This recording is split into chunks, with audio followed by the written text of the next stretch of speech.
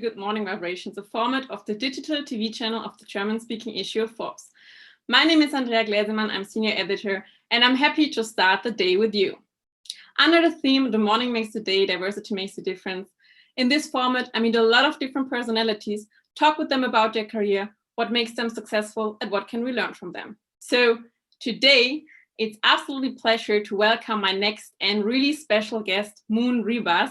Moon Ribas is an artist and a cyborg activist, and maybe she's best known for her seismic senses, which allow her to feel Earth and moonquakes. And in 2010, she founded the Cyborg Foundation together with Neil Harbison, the first state-recognized cyborg in the world, and also our cover in March. And the Cyborg Foundation aims to help people to become cyborg, to promote cyborg art, and they also founded the Trans-Species Societies, an association which gives non-human identities a voice. So Moon, it's absolutely a pleasure having you here today in my session. Hello, hi, thank you. So before we deep dive into the world of cyborgism and transhumanism, I would like to know if you have a certain morning routine, because it's the common opinion that successful and extraordinary people or non-human identities have a certain routine. So do you have one? Actually, I'm not a routine person at all. It always changes. I do have coffee though. It's very normal, but I'm a very coffee person, so I usually start with a coffee. So that sounds quite human, but that's not our topic today. So let's deep dive into the world of cyborgs and transhumanism. And first of all, I'm pretty sure a lot of people out there want to know, why did you decide to implant sensors which allow you to feel Earth and moonquakes? And how did it feel? Because you told me that you removed the sensors last year. Yeah, so I'm a choreographer and a dancer, so I wanted to perceive movement in different ways. And I knew that if I unite with technology, I could perceive and have a deeper and different connection to the movement and to the planet. This is why I did it. It was an artistic base, and as an art base, and also to experience reality in a different way. First it was outside, and then it was a long process until I ended up to have some implants that were on top of my feet, that were connected to online seismographs, and every time there was some seismic activity, I could feel a vibration inside my body, and I call this the seismic sense. And yeah, I removed it because for me it's like as an artistic process, it's like a journey. Before having the seismic sense, I had other sense in order to perceive movement in different ways. And then since 2013, I experiment with the seismic activity of the planet, and and I felt that I wanted to change and I wanted something different. And then the most different I could do, I think it was like to remove this sense. And after a while of not having a new sense, I feel like I miss now having this new input. So I'm looking for a new thing to perceive. So what kind of new thing do you want to implant? Yeah, it's not about also, like I say, that for us, it's not about having the implant or not having an implant. It could be outside or inside. It's not about the body itself. It's more about the mind and how we perceive the reality. So for the implant, it's just more like the more comfortable way. It's like just the thing to wear it.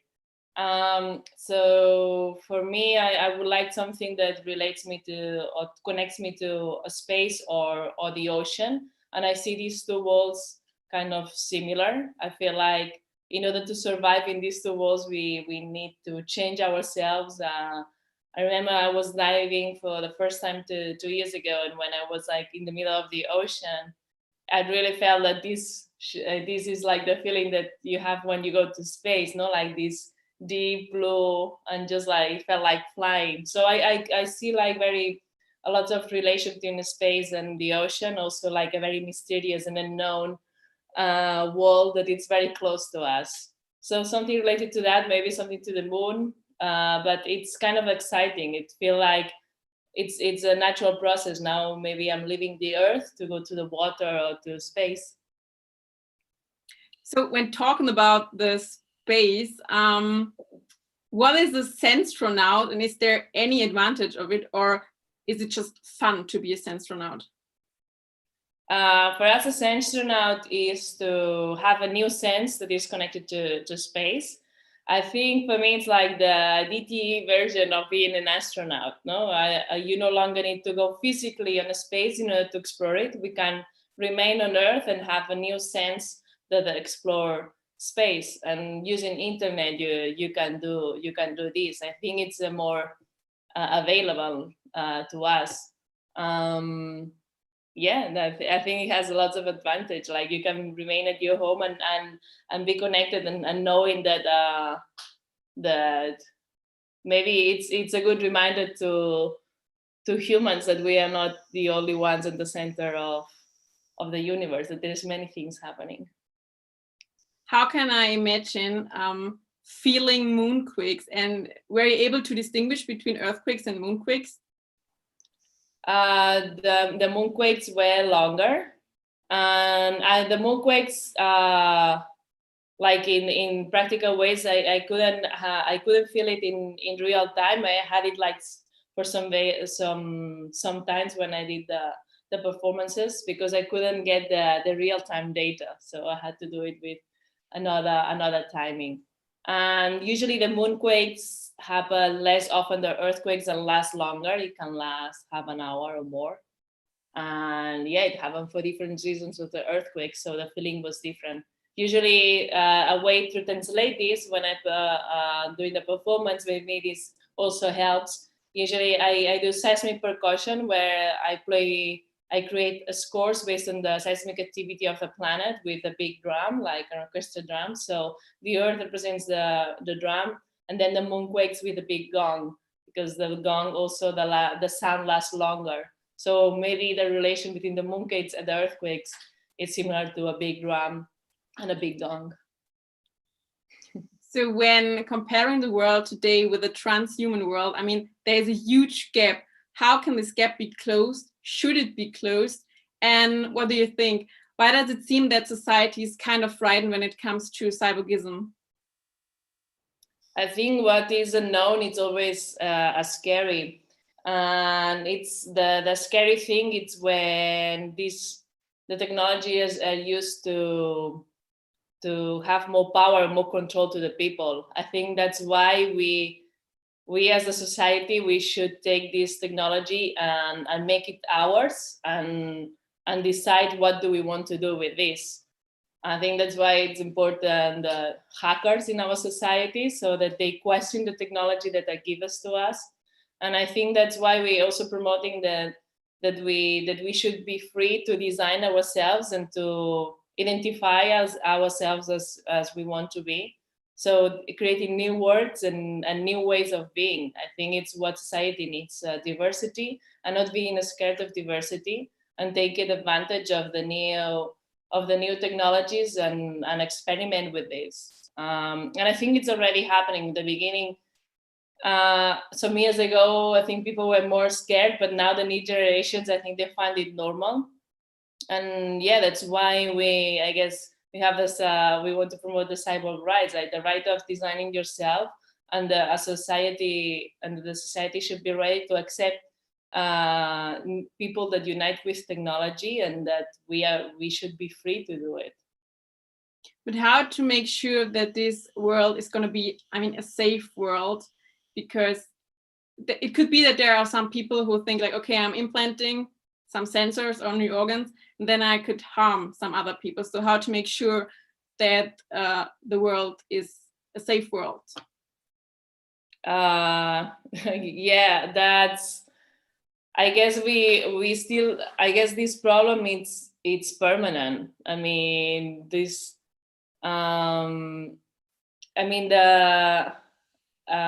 this is not about technology, it's a very human thing, no? The problem is that humans are not very trusty, and they always want to get power or harm, but this doesn't mean that we don't have to do it. That's why I guess we need some laws to protect people that unite to technology, and that this union is not to harm, but it's to experience and maybe to create more empathy, like we are trying to do.